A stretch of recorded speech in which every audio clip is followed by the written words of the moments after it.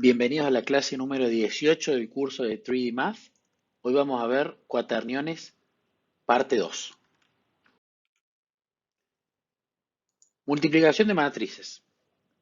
Allá lejos en el tiempo vimos en la clase de Matrix Multiplication cómo se multiplicaban las matrices. Vimos que esto era posible siguiendo determinadas reglas y que esta era la regla para multiplicar elemento a elemento.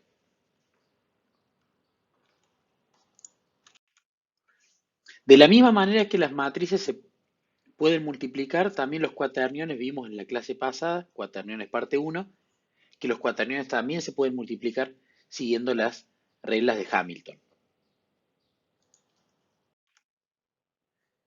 Entonces, si tenemos matrices que representan rotación, acá tenemos las tres canónicas, rotación en el eje de las X, Y y Z, vimos que podemos multiplicar estas matrices para un vector, lo que va a resultar en que el vector se multiplique y se rote.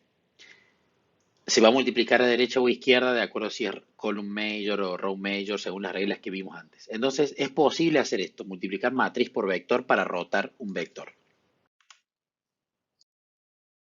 Entonces, usando la intuición, ¿qué diríamos? Bueno, podríamos pensar que si multiplicamos un cuaternión que tiene codificada una rotación por un vector, entonces eso rota el vector. Pero bueno, en el caso de cuaterniones no es el caso. El resultado de multiplicar un cuaternión por un vector no va a ser un vector, porque la W no va a ser cero. Recordemos que los cuaterniones con forma de vectores tienen la W en cero y el vector con las coordenadas correspondientes. Ahora, ¿cómo rotamos un vector con un cuaternión?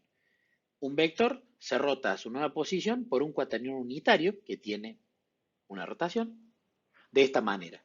Multiplicamos cuaternión izquierda por el vector y luego la inversa del cuaternión a la derecha, donde por supuesto el cuaternión tiene la forma coseno de tita sobre 2, cuando queremos rotar tita, por el seno de tita sobre 2 multiplicado por el vector unitario, que como ya sabemos es el eje de rotación y tita es el ángulo de rotación, como podemos ver en esta figura. Ahora uno puede pensar, ¿por qué esa forma tan rara? Bueno, vamos a ir paso por paso explicándolo. Entonces, ¿qué está pasando acá? La explicación va a estar en entender cómo los cuaterniones rotan en realidad. Si nosotros multiplicamos un número por un número complejo, lo que hacemos en el espacio 2D es realizar una rotación. Fijémonos en las figuras. Este tema no lo vamos a ahondar en esta presentación, pero pueden ir a Google o a buscar otras fuentes donde explica por qué si yo multiplico un número real, por ejemplo, por un número imaginario, eso lo que en realidad produce es una rotación en el espacio de dos dimensiones. Entonces, si sabemos que los cuaterniones vienen de los números complejos, ¿qué pasa en este caso? Sin embargo, lo que sabemos es que la multiplicación de cuaterniones realiza dos rotaciones simultáneas en el espacio 4D, que es más difícil de visualizar, mediante dos planos ortogonales. Acá tenemos el ejemplo de lo que son dos planos ortogonales. Entonces, si nosotros hacemos la multiplicación a izquierda de Q por P, ambas rotaciones son hechas en la misma dirección, antihorario relativo a los vectores normales de cada plano. O sea, hay una rotación en uno de los planos y en el otro también. Estamos hablando del espacio 4D. Si multiplicamos por el de la derecha, es decir, P por la inversa de Q, esto lo que va a hacer es revertir una de las rotaciones, pero no la otra.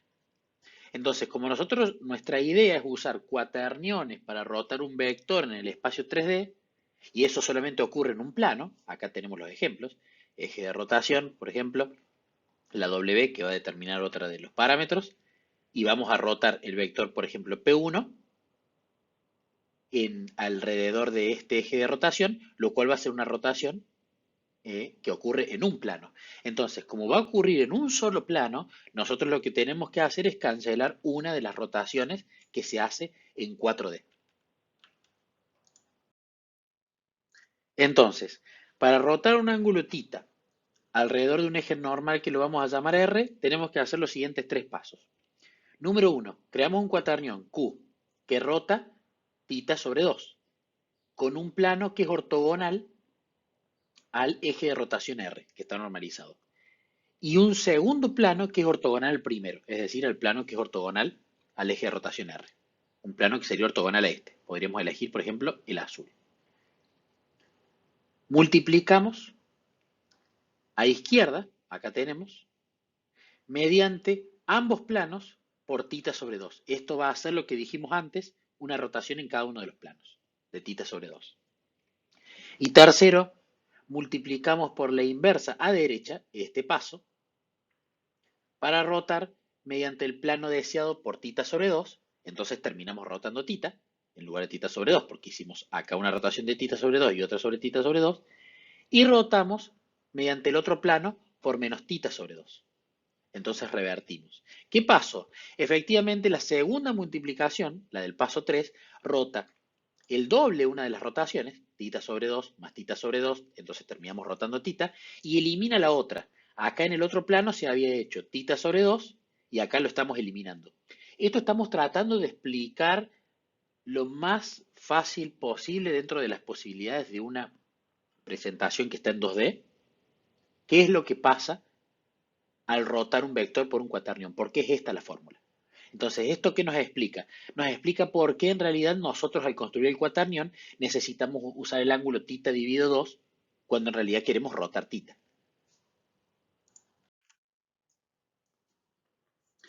Un ejemplo. Queremos rotar el vector P usando el cuaternión Q, usando esta fórmula, donde Q tiene esta pinta. Entonces, si P es el cuaternión que va a representar el vector 1, 0, 0, tiene que tener esta forma, ¿no? El W en 0, el componente I y los otros componentes en 0 porque están multiplicados por 0. Si tenemos que Q va a ser un cuaternión unitario, alineado con el eje de las zetas, el cual va a rotar a P 180 grados, este es nuestro θ, entonces tenemos que Q es coseno de θ sobre 2, 90, y tenemos que el B es el seno de 90 por K, porque K va a representar al eje de las zetas, ¿no? Entonces Q a menos 1, viendo las reglas que vimos en la clase pasada, nos va a quedar menos K, su norma va a ser 1, es un cuaternión unitario. Entonces, P', reemplazando todo lo que hemos descrito acá, vamos a tener que tiene esta pinta, entonces termina siendo este vector representado a través de un cuaternión. ¿Qué sugiero con este tema de la visualización de cuaterniones? Más adelante voy a volver a citar páginas donde hay videos y donde se pueden visualizar de distintas formas, porque quizás alguna de esas visualizaciones sirva para entender de forma, con una analogía, cómo podemos ver los cuaterniones cuando rotan, cómo se comportan, y eso nos puede ayudar mucho más a que el conocimiento se afiance y no quede simplemente en una fórmula que parece media rara.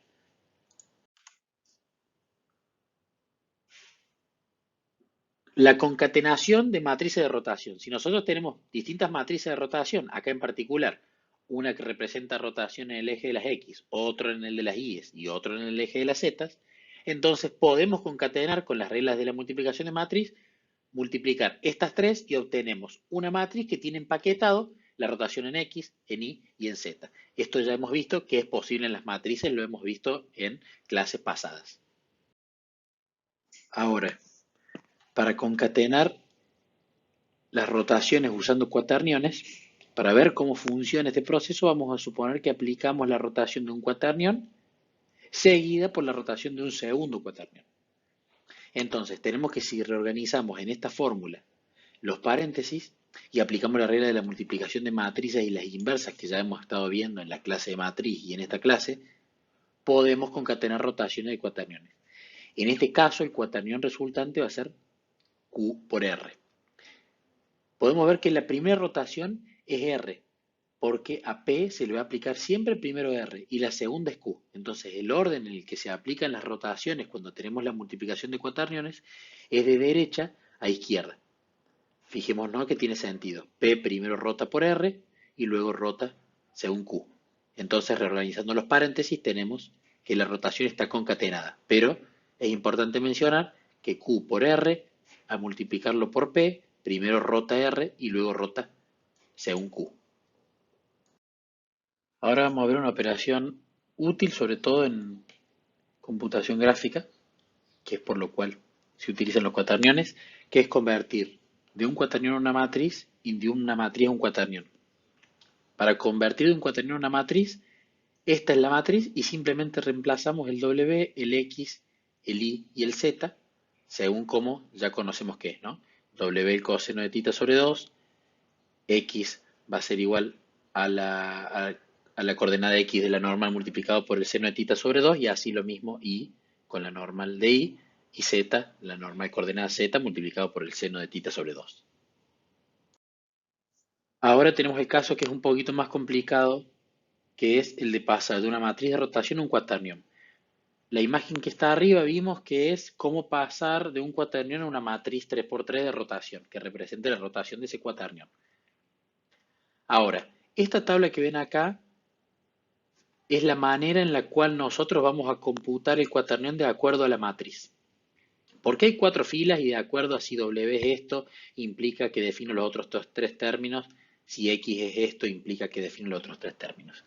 Porque lo que se tiene que calcular es cuál de estos 3 términos de adentro, el E de la matriz, estas 3 sumas, o estas 3 sumas, o estas 3 sumas, o estas 3 sumas, cuál de ellas tiene el valor absoluto más grande.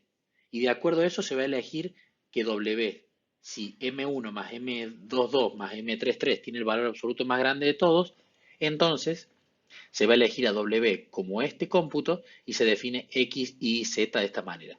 Si por el contrario, por ejemplo, menos M11 menos M22 más M33 tiene el valor absoluto más grande, entonces se define el Z de esta manera y el W, el X y el Y de esta manera. La derivación no la vamos a explicar acá, pueden consultarla en Google o pueden consultarla en libros como por ejemplo 3D Math Primer, donde la explica de manera bien sistemática y detallada y paso por paso, pero esto es básicamente lo que se hace. Se saca el valor absoluto más grande de esos términos que están adentro, sin tener en cuenta el 1, y de acuerdo a eso se decide si se computa W, X, Y, o Z y luego los otros de la otra manera. Acá podemos verlo en código. Esto también va a ser útil para implementarlo si queremos hacer, por ejemplo, algo de computación gráfica o de matemática. Tenemos la matriz de entrada, la salida que es el cuaternión. Acá se determina cuál del W, X, Y o Z tiene el valor absoluto más grande de acuerdo a este cálculo. Y luego de computar cuál es el más grande, se elige el índice y se termina haciendo, por supuesto, los cálculos de la tabla anterior, ¿no? De acuerdo a si da el caso 0, el 1, el 2 o el 3. Ahora vamos a ver Spherical Linear Interpolation, que se lo llama SLERP, ya que la aplicación para videojuegos o para computación gráfica de cuaterniones se debe mayormente a esto, a Spherical Linear Interpolation o SLERP. ¿Por qué es útil? Porque nos permite interpolar entre dos orientaciones de una manera, como se dice en inglés, smooth, suave. Podemos ver acá, canario de la izquierda, directamente aparece la rotación final. El canario de la derecha hace esta interpolación. Acá tenemos otro ejemplo de interpolación en un tutorial de WebGL, donde para rotar este auto se está utilizando Spherical Linear Interpolation. Acá en el ejemplo del avión lo mismo. Fijémonos que cuando mueve el mouse, el avión rota, pero lo hace suavemente, ¿no? Entre la rotación inicial y la rotación final.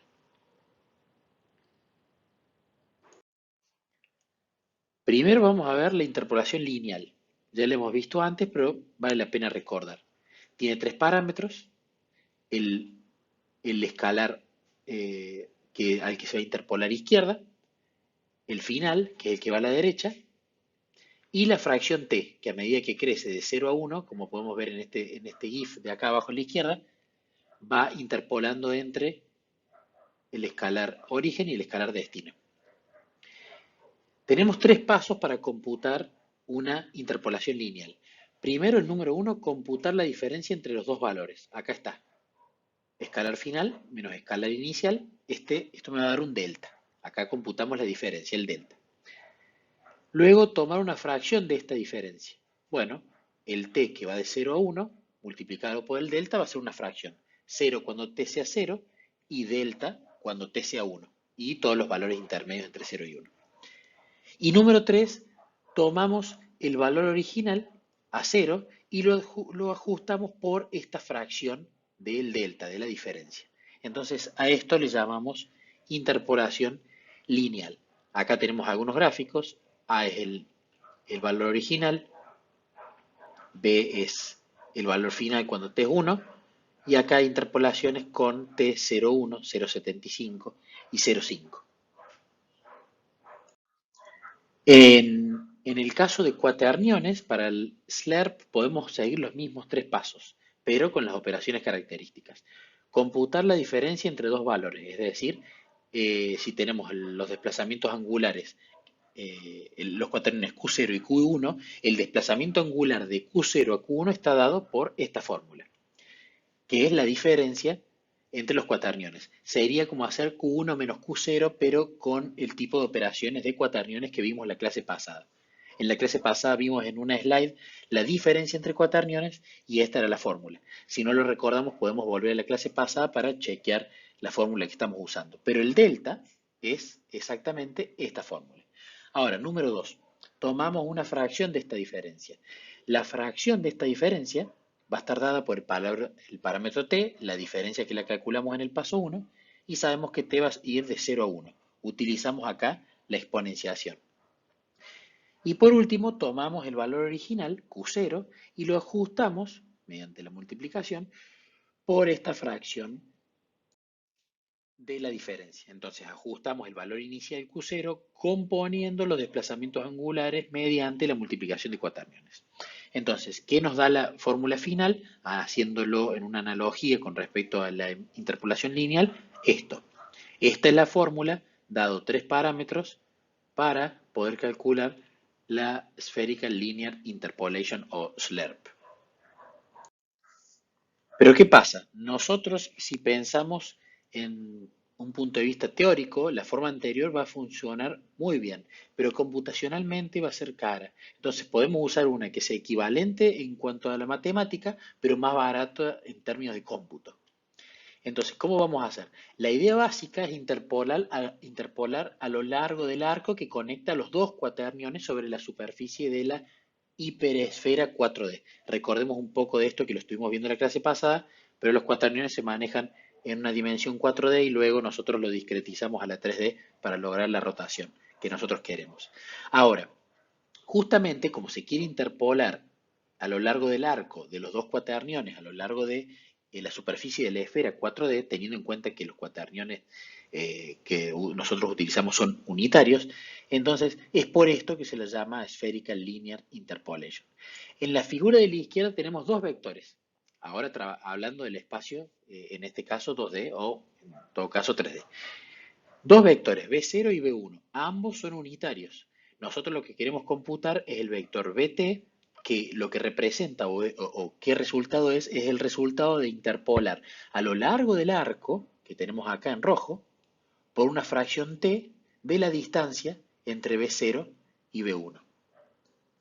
Entonces, si nosotros definimos o tenemos que omega es el ángulo que intersecta este arco, que va de B0 a B1, entonces el resultado de rotar B0 a lo largo del arco, un ángulo omega multiplicado por t, lo que vemos acá, es justamente lo que queremos calcular, ese resultado. Ahora, ¿cómo podemos expresar BT? Lo expresamos como una combinación lineal. ¿De qué cosas? De B0 y B1. Ahora, ¿cómo expresamos esto como una combinación lineal? Bueno, describimos dos constantes, K0 y K1, de tal manera que K0 por B0 más K1 por B1 sea igual a BT, que es lo que estamos buscando. Ahora, yendo al gráfico de la derecha, ahora que tiene mucho más cómputos, no son complicados, pero hay que seguirlos, podemos usar trigonometría y geometría para darnos cuenta en el gráfico de la derecha y llegar al resultado que tenemos abajo, utilizando acá los triángulos, utilizando las operaciones de seno y los triángulos equivalentes, podemos ver que este resultado termina siendo lo que tenemos a la derecha. Entonces, ¿qué hacemos con esto? Bueno, dado que lo que vimos anteriormente era en el espacio 2D, que por supuesto también funcionaba en el 3D, la misma idea se puede extender al espacio de cuaterniones. Entonces, vamos a reformular SLERP como lo siguiente. Esto ahora con cuaterniones.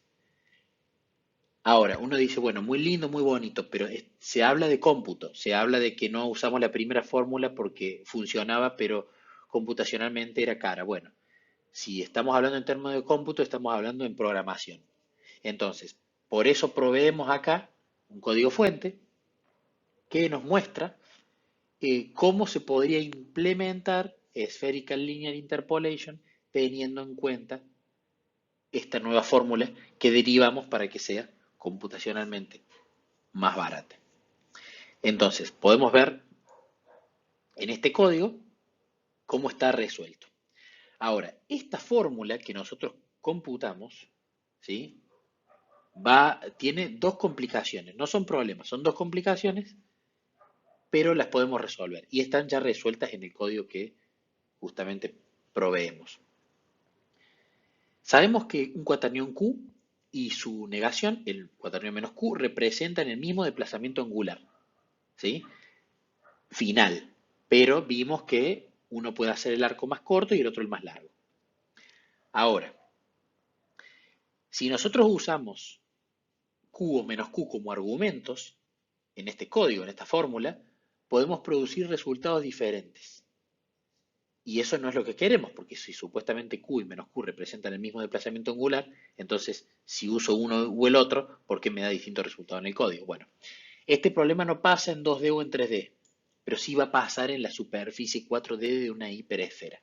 No vamos a ahondar este tema, no es el propósito de la presentación, pues lo pueden buscar en Google o en otros libros, 3D Math Primer, Essential Mathematics for Game Developers, creo que se llama, u otros libros, hay un montón de libros, no vamos a ahondar en este tema, pero lo que sí vamos a decir que aquí vamos a tener una topología diferente al espacio euclidiano. Entonces, por eso es que este problema pasa en la superficie de una hiperesfera 4D, pero no en 2D o en 3D. Ahora, ¿cómo lo solucionamos este primer problema? Porque dijimos que había dos inconvenientes. La solución de este es escoger los signos de Q0 y Q1 de tal manera que su producto punto o escalar no sea negativo. Y así terminan apuntando a un lado similar y así entonces se tome el arco más pequeño entre ellos para interpolar. Y el segundo problema es que, fijémonos acá en el código, antes de pasar al segundo problema, fijémonos acá en el código que si leemos los comentarios, podemos identificar dónde en esta parte del código es la sección en la cual se soluciona el problema 1 o el inconveniente 1. Ahora, el inconveniente 2. El inconveniente 2 es que si Q0 y Q1 están muy cerca, entonces el ángulo omega va a ser muy pequeño y entonces su seno va a ser aún más pequeño. Entonces esto va a causar problemas con la división. Para evitar esto, si tenemos que el seno de omega es pequeño, entonces vamos a usar interpolación lineal en lugar de SLERP. Si tenemos que el seno de omega no es pequeño, entonces vamos a usar Spherical Linear Interpolation. Les sugiero, si esto les interesa y lo quieren implementar, lean este código, analícenlo, pueden buscar otras implementaciones en Google para comparar, pero aquí tenemos la interpolación de SLERP y tenemos el código hecho para solucionar los dos inconvenientes que citamos. Ahora vamos a ver, por último, comparando los tres métodos, rotación de matrices que vimos, ángulos de Euler que vimos y cuaterniones que lo vimos la clase pasada y lo terminamos de ver esta, algunas comparaciones para distintos tipos de operaciones. Rotar puntos entre espacios de coordenadas es posible con matrices y puede ser optimizado con los registros SIMD. Las operaciones SIMD, que se aplica una sola instrucción en múltiple data, entonces es lo mismo, igual de rápido que si se aplicara una data sola. Se puede hacer, tomar ventaja de esos registros. En los ángulos de Euler, convertimos a una matriz de rotación primero, y en los cuaterniones nos dice que en una pizarra sí, pero que en la práctica en una computadora no se puede hacer realmente. Entonces lo que podríamos hacer es convertir el cuaternio a una matriz, como lo vimos anteriormente, y luego lo realizamos. La concatenación de múltiples rotaciones ahora. En matrices es posible, ya lo hemos visto, mediante la multiplicación de matrices, y puede ser por la naturaleza de la multiplicación de matrices misma, optimizado usando los registros SIMD. Hay que tener cuidado con matrix creep. ¿Qué significa este fenómeno llamado matrix creep? Es una especie de acumulación de errores. Por la naturaleza de la matriz, de que hay mucha información redundante, entonces esta acumulación de errores puede pasar mucho más rápido que en cuaterniones o en ángulos de Euler. Entonces hay que tener cuidado con esto. En ángulos de Euler es imposible, en la clase de ángulos de Euler lo explicamos por qué. Y en cuaterniones es posible, menos operaciones escalares que en la multiplicación de matriz, pero quizás es más fácil tomar ventaja de los registros SIMD, entonces quizás podemos pasar a la representación de matrices si lo necesitamos y si el registro SIMD lo tenemos habilitado para eso. También hay que vigilar por el error creep de lo que hablamos anteriormente. La inversa de las rotaciones. En las matrices es fácil y es rápido. Acordémonos de la clase de matriz, de rotation matrix, es la transpuesta, su inversa. Ángulos de Euler no es fácil, y en cuaterniones también es fácil y rápido porque usamos el conjugado de cuaternión. Interpolación, sumamente problemático en la matriz. En ángulos de Euler vimos que es posible, que hay muchos problemas, pero que en particular el gimbal lock es el mayor problema que tenemos. Y el cuaternión vimos que Spherical Linear Interpolation produce una interpolación bastante suave. Interpretación directa para el humano, facilidad para el humano de entenderlo. Difícil la matriz, un montón de información codificada en un montón de lugares. El más fácil es ángulo de Euler y el más difícil, por supuesto, es cuaterniones. Eficiencia en cuanto a la cantidad de storage que necesitamos en la memoria en un archivo para guardar esta data. 9 números en la matriz, si es que utilizamos una 3x3, ¿no? Van a ser 16 si usamos una 4x4. Ángulos de Euler son nada más 3 números y en cuaterniones son 4 números. Pueden ser reducidos a 3 si asumimos que el cuarto componente siempre no es negativo y el cuaternión es unitario. Se pueden utilizar técnicas para comprimirlo a 3. Representación única para una rotación dada. En matrices lo tenemos, en ángulos de Euler no, recordemos el problema del aliasing. Y en cuaterniones tenemos dos representaciones distintas para cualquier desplazamiento angular, ¿sí? Que es Q y su negativo. ¿Es posible que alguno de estos se vuelva inválido? Sí, en las matrices tenemos 6 grados de redundancia inherente en la matriz ortogonal. Entonces, lo que vimos, matrix creep, puede pasar. Ángulos de Euler, tenemos que todos 3 números escogidos pueden ser interpretados de manera no ambigua, entonces no puede volverse inválido. Y en cuaternión, sí, porque podemos tener el error creep. Bien, para finalizar, voy a volver a recomendar la página que recomendé en la clase anterior y los videos donde explican de una manera intuitiva, 3D y gráfica, varios temas de los cuaterniones, incluidos algunos de los que vimos hoy como Spherical Linear Interpolation. Así que los animo a que vayan a este link o a links similares y busquen videos en YouTube de Spherical Linear Interpolation que estén hechos con algún programa para que uno ya en el cerebro tenga una especie de analogía 3D que siempre sirve mucho más cuando uno tiene la interpretación geométrica más allá de lo que hemos visto hoy en el plano 2D, ¿no? En la presentación. Hemos llegado al final, espero que haya sido de utilidad la clase y nos vemos en cualquier otra clase en el futuro. Así que muchas bendiciones.